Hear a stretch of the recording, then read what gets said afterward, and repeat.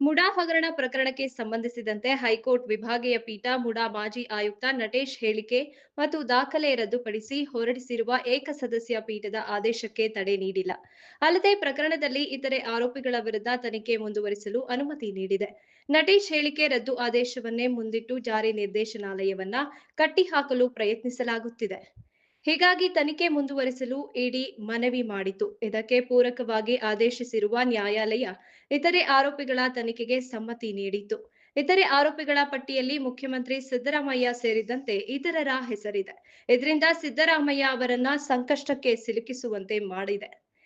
ಜತೆಗೆ ಈ ಪ್ರಕರಣದಲ್ಲಿ ಸಿದ್ದರಾಮಯ್ಯ ವಿರುದ್ಧ ದೂರು ರದ್ದಾಗಿಲ್ಲ ಅಥವಾ ತನಿಖೆಗೆ ತಡೆಯಾಜ್ಞೆ ಇಲ್ಲ. ಇನ್ನು ಲೋಕಾಯುಕ್ತ ತನಿಖೆ ಮಾಡಿ ಬಿ ರಿಪೋರ್ಟ್ ಸಲ್ಲಿಸಿದ್ರೂ ಜನಪ್ರತಿನಿಧಿಗಳ ನ್ಯಾಯಾಲಯ ಈ ಕ್ಷಣದವರೆಗೆ ಹಾಗೆ ಲೋಕಾಯುಕ್ತ ಬಿ ರಿಪೋರ್ಟ್ ಅನ್ನ ಸಹ ನೀಡಿ ನ್ಯಾಯಾಲಯದಲ್ಲಿ ಲೋಕಾಯುಕ್ತ ವರದಿಯನ್ನ ಚಾಲೆಂಜ್ ಮಾಡುವ ಅಧಿಕಾರ ಇಡಿಗೆ ಇದೆಯೇ ಅಂತ ನ್ಯಾಯಾಲಯ ಪ್ರಶ್ನಿಸಿದಾಗ ಇಡಿ ಪರ ವಕೀಲರು ಜಾರಿ ನಿರ್ದೇಶನಾಲಯಕ್ಕೆ ಇರುವ ಹಕ್ಕನ್ನ ಪ್ರತಿಪಾದಿಸಿದ್ದಾರೆ.